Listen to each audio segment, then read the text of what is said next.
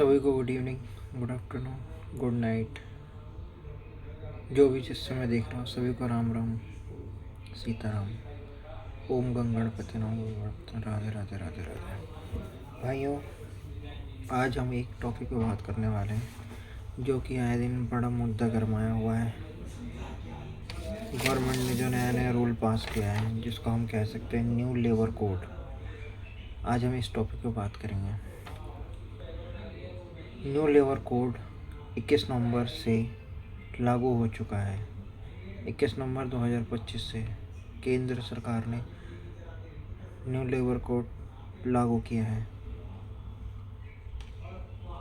जिसमें पुराने 29 पेचीदा लेबर कानून को ख़त्म कर दिया है मोदी सरकार ने। चलो, जो भी किया अच्छा किया है।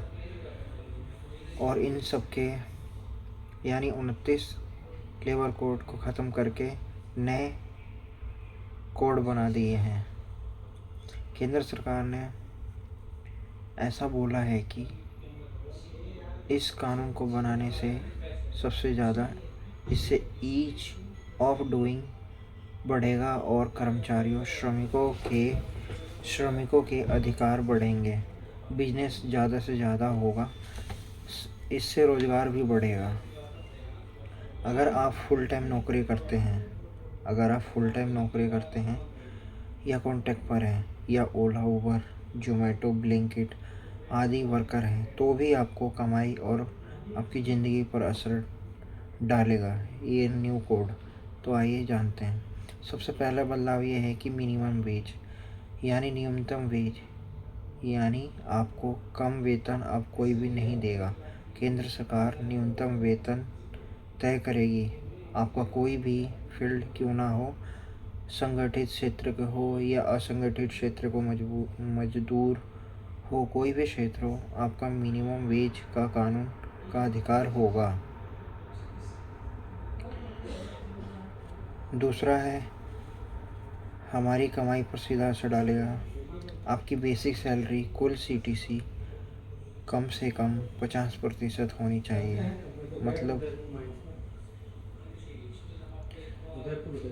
मतलब ये है कि आप CTC कम से कम 50% होनी चाहिए। मतलब ये है कि अलाउंस बढ़ाकर कंपनियां बेसिक सैलरी कम नहीं रख सकती। ऐसा करने से आपका PF कंट्रीब्यूशन बढ़ जाएगा, यानी रिटायरमेंट के लिए ज़्यादा से ज़्यादा पैसे जमा होंगे। इसका दूसरा पहलू ये है कि आपका इन हैंड या टेक हैंड सैलरी बेसिक थोड़ा कम होगी, मतलब आपकी मंथली सैलरी कम हो जाएगी। तीसरा है, अब एम्प्लॉयर को अपनी मर्जी से सैलरी नहीं लटका सकते। अगर आप मंथली सैलरी पर हैं या आपकी सैलरी अगले महीने की 7 तारीख तक हर हाल में देना अनिवार्य है। अगर आप नौकरी छोड़ते हैं या आपको कंपनी निकालती है तो आपको कंपनी को 2 डे के अंदर आपका फुल एंड फाइनल करना होगा।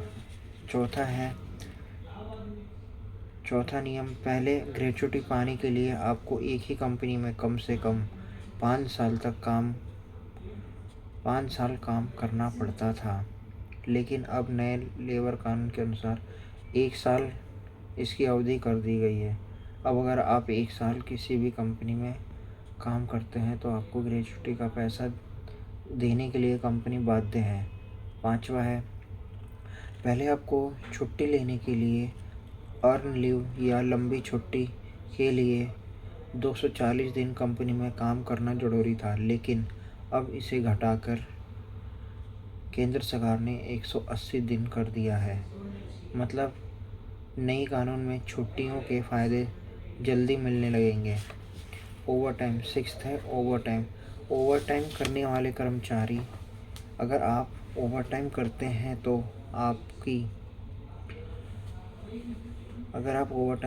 तो आपको नॉर्मल वेज का दुगना डबल पैसा कंपनी को आपको पे करना होगा। 7वां है, अब हर कर्मचारी को कंपनी को एक नियुक्ति पत्र देना होगा, जिसको हम अपॉइंटमेंट लेटर भी कह सकते हैं। अगर आप संगठित क्षेत्र में हैं या असंगठित क्षेत्र में हैं, फिर भी कंपनी को अपॉइंटमेंट देना ज़रूरी होगा। 8वां है नियम महिलाओं के से रिलेटेड है, वुमेन इन पावर को बढ़ाया गया है। ये नियम महिलाओं के सशक्तिकरण से है। पहले नाइट शिफ्ट के लिए महिलाओं को इससे वंचित रखा जाता था, लेकिन अब ऐसा नहीं है। अब नाइट ड्यूटी में भी महिलाओं को रखा जाएगा, बशर्ते है कि उनकी परमिशन होनी चाहिए और कंपनी को उनको घर से ले जाने की पूरी सुविधा, उसकी सुरक्षा की जिम्मेदारी लेनी होगी। 9वां नियम है। 9वां नियम, अगर आपकी उम्र 40 वर्ष है या इससे ज़्यादा है, आपकी मेडिकल जांच यानी मेडिकल चेकअप फ्री में करवाना ही होगा। ये प्रिवेंटिव हेल्थ केयर की दिशा में एक नया बड़ा कदम है। ये हर साल करवाना कंपनी को अनिवार्य होगा। ये चीज़ अच्छा है, इससे एम्प्लॉय की हेल्थ का भी ध्यान रखा जाएगा और कोई अगर दिक्कत है तो मेडिसिन वगैरह दिया जा सकता है, उससे बीमारी को रोका जा सकता है। ये अच्छी चीज़ है। 10वां नियम, अगर आप घर से ड्यूटी जाते हैं या ड्यूटी से घर आते हैं, आपके साथ कोई भी दुर्घटना होती है तो उसे ऑन ड्यूटी एक्सीडेंट माना जाएगा। ये चीज़ भी अच्छा है, माना जाएगा और आप मुआवजे के हकदार होंगे। 11वां बदलाव, work from home. Service sector में वर्क फ्रॉम होम फ्लेक्सिबिलिटी, आपसी सहमति को कानून से मान्यता दी गई है, जिससे फ्लेक्सिबिलिटी बढ़ेगी।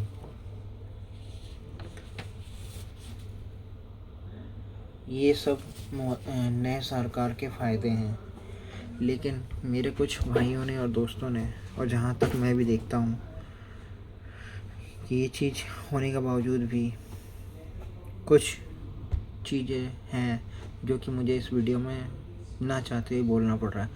तो अगर मेरी ये वीडियो किसी आला अफसर या बड़े अफसर या किसी पदाधिकारी तक पहुँचे तो कृपया इस पर संज्ञान करें।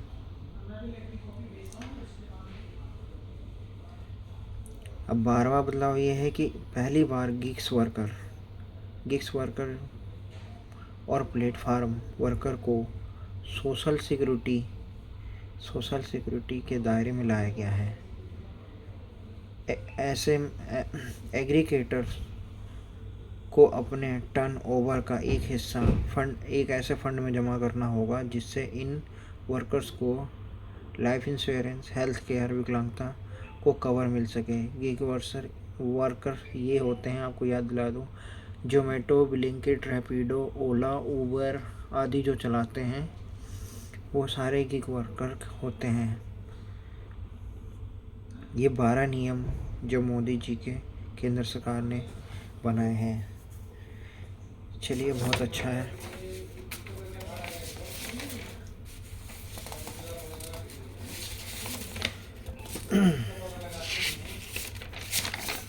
इसके साथ ही ये एक भाई का कहना है, ये हमारे लोगों का कहना है, इस पर भी सरकार का थोड़ा ध्यान देना ज़रूरत है। लोगों का कहना है कुछ कंपनी इनमें से कोई भी रूल फॉलो नहीं करेगी। सरकार तो नियम लागू करती है, अफसर को कंपनी वाले पैसा खिलाकर भेज देते हैं। ये भी आए दिन देखा गया है, कर्मचारियों की कंप्लेन। तो गवर्नमेंट को इस पर भी ध्यान देना चाहिए। कई ऐसे अभी भी कंपनी हैं दिल्ली एनसीआर में जिनको कंपनियां चल रही है लेकिन एम्प्लॉय को ESI PF नहीं दिया जाता। यहाँ तक कि अगर एम्प्लॉय बीमार भी हो जाता है, अगर छुट्टी भी लेता है तो उसे कुछ नहीं दिया जाता है। इस पर भी ध्यान देना चाहिए। हर डिपार्टमेंट के अंदर तथा कंपनी, कारखाने, ऑफिस के अंदर सिक्योरिटी गार्ड की ड्यूटी सख्ती से 8 घंटे ही किया जाए, ये भी गवर्नमेंट को ध्यान देना चाहिए। एक भैया ने ये बोलना सुनने में अच्छा लगता है, काश इनमें से कुछ फॉलो हो, ये भी अच्छी बात है। एक भैया हैं वो कहते हैं कि भाई हम हम काम करते हैं 12-12 घंटे। भैया ओवर टाइम क्या होता है? 12 घंटे हम यहाँ हमेशा से काम कर रहे हैं। ये कानून पूरे देश के लिए है ना, तो फिर हमारे पर कोई ध्यान क्यों नहीं देता? ये भी अच्छी बात है। सर नियम तो बहुत बढ़िया है, लेकिन काश इसको फॉलो भी सरकार सख्ती से करवा पाती।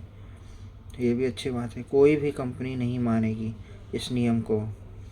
जहाँ ड्यूटी के समय आज भी पैसे लिए जाते हैं, कहीं 10,000, कहीं 20,000, कहीं 40,000, कहीं 50,000 प्राइवेट जॉब के लिए, वहाँ इन सब नियमों को कौन मानेगा?